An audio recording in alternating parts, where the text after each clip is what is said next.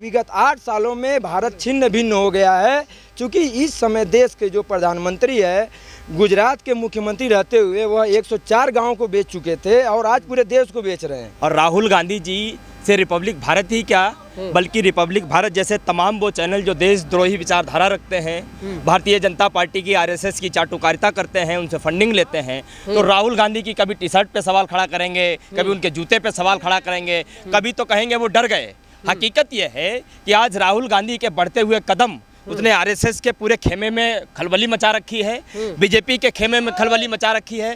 तमाम गोदी मीडिया के चैनल तमाम उस पर रात दिन टेबल ठोकने वाले, यहाँ तक कि ऐसे ऐसे एंकर आज वो ये कह रहे हैं कि सत्ता बदल भी जाए फिर भी हम अपने कर्म को करते रहेंगे, हम अपने कर्म से पीछे नहीं हटेंगे। रात दिन कुत्तों की तरह भौंकने वाले, दलाली करने वाले लोगों की भाषाएं बदलने लग गई। कल तो तंज कसते हुए कहा कि एक पार्टी इस देश में ऐसी भी है जो बड़े बड़े बखान करती है, लेकिन 8 साल में एक बार भी चारों लोगों में प्रसिद्ध, प्रचंड लोकप्रिय प्रधानमंत्री श्री फेकू नरेंद्र मोदी जी ने कुछ मीडिया जो है इस यात्रा को जो है बदनाम को करने की कोशिश कर रहा है। जिस तरीके से रिपब्लिक भारत की तरफ से एक ट्वीट किया गया, उसमें लिखा गया कि राहुल गांधी रिपब्लिक भारत से डर गए।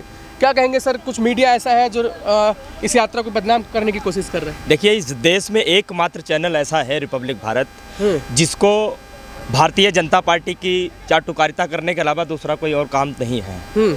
और राहुल गांधी जी से रिपब्लिक भारत ही क्या बल्कि रिपब्लिक भारत जैसे तमाम वो चैनल जो देशद्रोही विचारधारा रखते हैं, भारतीय जनता पार्टी की आरएसएस की चाटुकारिता करते हैं, उनसे फंडिंग लेते हैं, तो राहुल गांधी की कभी टी शर्ट पे सवाल खड़ा करेंगे, कभी उनके जूते पे सवाल खड़ा करेंगे, कभी तो कहेंगे वो डर गए। हकीकत यह है कि आज राहुल गांधी के बढ़ते हुए कदम उसने आरएसएस के पूरे खेमे में खलबली मचा रखी है, बीजेपी के खेमे में खलबली मचा रखी है।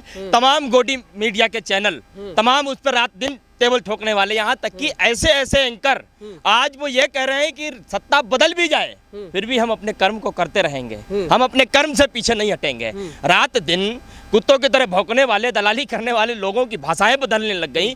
तो आप देखिए, ये यात्रा जो है, यात्रा किसी को कोसने की नहीं, हम किसी को कोस भी नहीं रहे हैं, किसी पे कोई सवाल नहीं खड़ा कर रहे हैं। हम सिर्फ अपने एक नारे के साथ, जोड़ो जोड़ो भारत जोड़ो नारे के साथ आगे बढ़ रहे हैं। और लगातार आज 32वां दिन है, लोगों के पैरों में छाले हैं, किसी के बुखार है, कोई बीमार है, लेकिन फिर भी कोई अपने मुंह से ये नहीं कह रहा है कि हम कहीं थक चुके हैं, क्योंकि लोगों की मानसिक स्थिति जो है वो बहुत मजबूत है। उन्हें सिर्फ कश्मीर दिखाई दे रहा है, उन्हें सिर्फ 12 राज्यों से होते हुए, 2 केंद्र शासित प्रदेशों से होते हुए 151 दिनों का राहुल गांधी का वो संकल्प दिखाई दे रहा है। और राहुल गांधी के साथ जितने लोग भी चल रहे हैं वो उम्मीद की एक किरण लेकर के चल रहे हैं, क्योंकि एक यात्रा महात्मा गांधी ने की थी, उसके बाद ना ही तो आज़ादी से पहले कोई इतनी बड़ी यात्रा हुई, ना आज़ादी के बाद कोई इतनी बड़ी यात्रा हुई। और मैं समझता हूं कि हमारी सबकी पीढ़ी में इतनी बड़ी यात्रा आगे इतनी जल्दी होने वाली भी नहीं है। तो यात्रा ये उन देश के तमाम उन नौजवानों के लिए है जिन्हें पिछले 8 सालों में नौकरी के लिए दर बदर ठोकरें खानी पड़ी। हमारी तमाम उन माताओं, उन बहनों, उन बेटियों के लिए है जिनके साथ दुर्व्यवहार हुआ, जो रक्षक थे वही भक्षक बन बैठे, और उनके पास जब हम न्याय मांगने के लिए पहुँचे, हमारी बहन बेटियां जब न्याय मांगने के लिए पहुंची तो उनके साथ दुर्व्यवहार किया गया। तमाम उन छोटे छोटे उद्योग धंधे वालों के लिए जिनके उद्योग धंधे छीन लिए गए, तमाम उन परिवारों के लिए है जो कोरोना में इस सरकार की लापरवाही के चलते हुए काल का ग्रास बन गए, इस लोक से परलोक गमन कर गए। तमाम वो लोग जिनके साथ न्याय नहीं हुआ, जिनके साथ लगातार सरकार यह अन्याय करती रहेगी, उनको न्याय दिलाने के लिए ये भारत जोड़ो यात्रा है। और राहुल गांधी जी के संकल्प के साथ हम सभी नहीं बल्कि पूरा देश आज खड़ा है। और धीरे धीरे करके बीजेपी के खेमे के तमाम वो लोग जो गलतफहमी का शिकार होकर के वहां चले गए थे, आज उनकी आंखों से पट्टी हट रही है। मीडिया का सामना नहीं कर पा रहे राहुल जी। राहुल जी तो रोज करते हैं, वो दोपहर को संबोधित करें, शाम को संबोधित करें। उन्होंने कल तो तंज कसते हुए कहा कि एक पार्टी इस देश में ऐसी भी है जो बड़े बड़े बखान करती है, लेकिन 8 साल में एक बार भी चारों लोगों में प्रसिद्ध, प्रचंड लोकप्रिय प्रधानमंत्री श्री फेकू नरेंद्र मोदी जी ने आज तक कोई एक प्रेस कॉन्फ्रेंस नहीं की। फेकू है वो? अब बिल्कुल दुनिया के सबसे बड़े जुमलेबाज हैं दुनिया के। मैं तो ये कहता हूँ कि आज तक इतना बड़ा जुमलेबाज नहीं। डिजिटल विकास कर रहे हैं सर, ड्रोन से सीधा आलू मंडी में जाएगा। सही बात कर, हाँ बिल्कुल, यही तो कर सकते हैं वो, और क्या कर सकते हैं, इससे ज्यादा उनके पास कुछ नहीं है। अभी वो आलू उठाएंगे, कभी वो कुछ उठाएंगे, कभी कुछ उठाएंगे, तो आप उनकी बात पे ध्यान मत दो, क्योंकि उन्हें मालूम है कि 24 में जिस कुर्सी पर तमाम लोगों के उम्मीदों को कुचल कर तमाम लोगों के साथ अत्याचार करके जिस कुर्सी पर बैठ करके उन्होंने आनंद लिया है, उस कुर्सी के चारों पांव अब डोलते हुए दिखाई दे रहे हैं। 24 का तो दावा कर रहे हैं ना वो आने के लिए। अरे दावा तो हर कोई करता है, हमें दावे से क्या लेना देना। हमारा काम है जनता के साथ चल करके जनता की बात को समझना, जनता की बात को समझ करके उसको एक उम्मीद देना, उसको एक विश्वास देना, और उस विश्वास में उसको ये विश्वास दिलाना कि देखो समाधान हम सबके पास है, क्योंकि ये भारत हमारा है, ये भारत हम सबका है, और इस भारत के लिए हम सबको संघर्ष करना पड़ेगा। हम सबको हमारी जो बिखरी हुई संस्कृति है उसको समेटने के लिए वापस इस जमीन पर उतर करके इतना संघर्ष करना पड़ेगा, इतना संघर्ष करना पड़ेगा। वही संघर्ष जो संघर्ष हमारे इस देश को आज़ाद कराने के लिए तमाम स्वतंत्रता संग्राम सेनानियों ने किए थे, अपनी गर्दनें कटवाई थी, अपनी छाती पे गोली खाई थी, लेकिन वो हार नहीं माने इस देश को आज़ाद कराने। आज़ाद नहीं मानते देश, कहाँ आज़ाद है? आज अत्याधुनिक संसाधनों के मामले में हम बहुत आगे हैं, लेकिन मानसिक रूप पर आज भी तो गुलामियों की बेड़ी में जकड़े हुए हैं ना।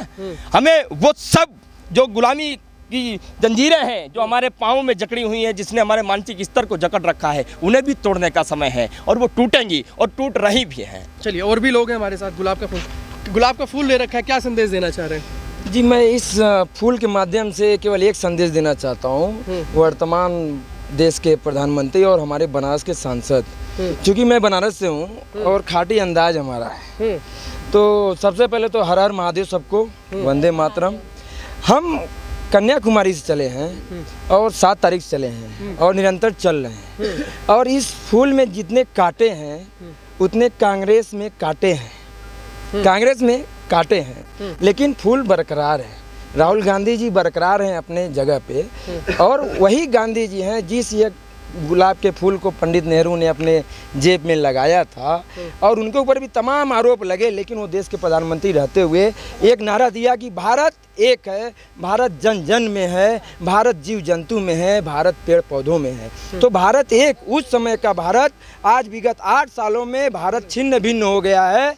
क्योंकि इस समय देश के जो प्रधानमंत्री है, गुजरात के मुख्यमंत्री रहते हुए वह 104 गाँव को बेच चुके थे, और आज पूरे देश को बेच रहे हैं केवल जुमलेबाजी से, झूठ बोल के। और सबसे बड़े झूठे हैं, पहले उन्होंने कहा मैं काला धन लाऊंगा, भ्रष्टाचार मिटाऊंगा, और 15-15 लाख सबके खाते में आएगा, कुछ नहीं आया। तो योगी की सरकार है, काम से नहीं कर रही है जी। देखिए, चाहे योगी जी हों, चाहे मोदी जी हों, चाहे अमित शाह हों, पूरी भाजपा, मैं पूरी बीजेपी की बात करता हूं कि पूरी बीजेपी झूठ की बुनियाद पे खड़ी है, और आरएसएस उसके साथ जुड़ी हुई है। तो आरएसएस की जो मानसिकता है देश विरोधी है, वो शुरू में ही आज़ादी के पहले भी देश विरोधी कृत्य करते रहे हैं, और आज भी वर्तमान में वो देश विरोधी कृत्य कर रहे हैं। जाति को बांट देते हैं, जाति धर्म के नाम पे वो केवल वोट लेते हैं, लोगों को गुमराह करते हैं। तो झूठ बोलकर गुमराह करने वालों से हम सबको सावधान रहना है, क्योंकि आप मीडिया से भी जुड़े हुए हैं, और कुछ गोदी मीडिया जिसको आजकल लोग कहते हैं कि जो बिकाऊ मीडिया है, देखिए बिकाऊ मीडिया से बहुत सावधान रहना हम सबको। जैसे अडानी अंबानी की जिक्र होती है, बार बार राहुल जी भी कहते हैं और पूरे लोग कहते हैं, जनता भी कहती है कि अडानी अंबानी 2 व्यापारी ऐसे देश में हो गए हैं जो कुछ मीडिया को भी खरीद चुके हैं, और वो मीडिया केवल मोदी की जय जयकार करती है, जनता की आवाज़ नहीं उठती है, और जनता की आवाज़ कांग्रेस उठाती है। तो कांग्रेस पे तमाम आरोप लगाते हैं, चाहे वो ईडी की जाँच हो, चाहे CBI हो। लोकतंत्र की हत्या इस वर्तमान देश के प्रधानमंत्री मोदी के नेतृत्व में हो रही है, यह हम कतई बर्दाश्त नहीं करेंगे। जो भारत जोड़ो का नारा आज राहुल जी ने दिया है, उस भारत जोड़ो के माध्यम से आप देख सकते हैं तमाम हिंदू, मुस्लिम, सिख, ईसाई, ऑल इंडिया, पूरे भारत से इसमें लोग जुड़े हुए हैं। ये हमारे देखिए छत्तीसगढ़ की बहनें हैं, और ये पीछे मध्य प्रदेश के लोग हैं। हम चूँकि उत्तर प्रदेश से हैं, हमारे बगल में बिहार से हैं, झारखंड से। कहाँ से सर? तमाम लोग हैं। मैं गोपालगंज बिहार से हूँ, जहाँ की राजेंद्र प्रसाद प्रथम प्रधानमंत्री जी पढ़े हुए थे, और वहीं से गोपालगंज जिले से ही अब्दुल गफूर मुख्यमंत्री और लालू यादव आते हैं। ये जो भारत जोड़ो यात्रा चल रही है, मेरी नज़र में 20 मार्च 2005 को राहुल गांधी जी ने दांडी यात्रा की सबसे कठिन यात्रा की थी, और फिर उन्होंने कैलाश मानसरोवर की यात्रा की।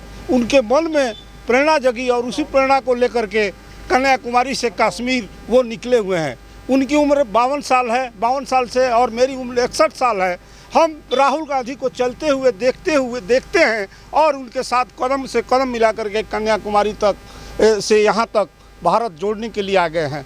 भारत विभिन्नताओं का देश है, विभिन्न संस्कृतियों का देश है, विभिन्न धर्मों का देश है, लेकिन सभी में एकता है, और इस एकता को बरकरार रखने के लिए हम राहुल गांधी जी के साथ कुछ भी करने के लिए तैयार हैं। जो भी उनका आदेश होगा, हम सेवा दल के सिपाही हैं, हमारे नाम के सामने कांग्रेस सेवा दल लगा हुआ है और हमारे राष्ट्रीय अध्यक्ष लालजी देसाई के प्रेरणा से, उनके निर्देश पर ये सेवा दल की टुकड़ी, जो हमारे ध्वज रक्षक हैं बबलू बिन जी, जो वाराणसी के रहने वाले हैं, प्रतिदिन सुबह हम अग्रिम मोर्चे पर निकल करके अपनी बात को जनता तक नारे के साथ पहुंचाने की कोशिश करते हैं। चलिए सर, मैं मुकेश राज शाह हूँ, मैं भोपाल से हूँ, मैं प्रदेश सचिव हूँ मध्य प्रदेश किसान कांग्रेस में। मेरा तो एक ही सवाल है सर, 1947 में देश आज़ाद हुआ था, 2014 तक जितनी आत्महत्या हुई है उससे 2014 से लेकर 2022 तक 3 गुना अधिक आत्महत्या हुई है। तो भाजपा के छोटे से लेकर बड़े कार्यकर्ता, मंत्री, विधायक, इन सब पे आत्महत्या का केस चलना चाहिए सर, क्योंकि आए दिन पूरे का पूरा परिवार आत्महत्या कर रहा है। 8 साल में आत्महत्या क्यों बढ़ी, ये आपसे मेरा सवाल है, ये मेरी भारतीय जनता पार्टी से भी सवाल है कि आत्महत्या पे आत्महत्या होती जा रही है, इसका क्या कारण है? बस ये मेरा देश से भी सवाल है, क्या ऐसा क्या हुआ 8 साल में इतनी सारी आत्महत्या हो रही है? तो क्या चाहते हैं अभी, मतलब सुधार जिस तरीके से आप देख रहे हैं? सुधार कांग्रेस पार्टी ही कर पाएगी सर, भाजपा नहीं कर पाएगी। जो देश को बांट रहे हैं वो कैसे कर पाएंगे सर? जो देश को जोड़ेंगे वही कर पाएंगे सर। क्या, कहाँ से? मैं छत्तीसगढ़ से हूँ। क्यों यहाँ आप लगातार जो राहुल गांधी हैं उनके साथ बनी हुई हैं? मैं राहुल गांधी के साथ इसलिए बनी हुई हूँ क्योंकि मुझे लगता है कि राहुल गांधी जी ने एक संकल्प लिया है भारत जोड़ने का, अलग अलग संस्कृति सभ्यताओं को जोड़ने का, यहाँ पे प्यार बांटने का और अपने मन में सद्भावना जगाने का। तो उस सद्भावना को लेकर हम आगे बढ़ रहे हैं और निश्चित रूप से कन्याकुमारी से कश्मीर तक मैं आगे जाऊँगी, ये मेरा भी प्रतिज्ञा है। कन्याकुमारी से लगातार चल रहे हैं, तो आपको लग रहा है कि जिस तरीके से राहुल गांधी आगे बढ़ रहे हैं भारत जुड़ रहा है? हाँ बिल्कुल, भारत जुड़ रहा है क्योंकि राहुल गांधी जी जब चलते हैं तो लोग ऐसी घंटों किसी का इंतजार नहीं करते। राहुल गांधी जब निकलते हैं तो राहुल गांधी के लिए 1-1 घंटा तक हर वर्ग के लोग रोड में खड़े रहते हैं, तो लोगों के मन में कोई ऐसा किसी का इंतजार नहीं करता। लेकिन हम लोग जब निकलते हैं तो देखते हैं कि हर वर्ग के लोग रोड के किनारे खड़े होकर अभिवादन करने के लिए, राहुल गांधी को एक नज़र देखने के लिए वो लोग खड़े रहते हैं। तो भारत तो जुड़ रहा है, निश्चित रूप से जुड़ रहा है और जुड़ेगा। चलिए, शुक्रिया हमसे बात करने के लिए।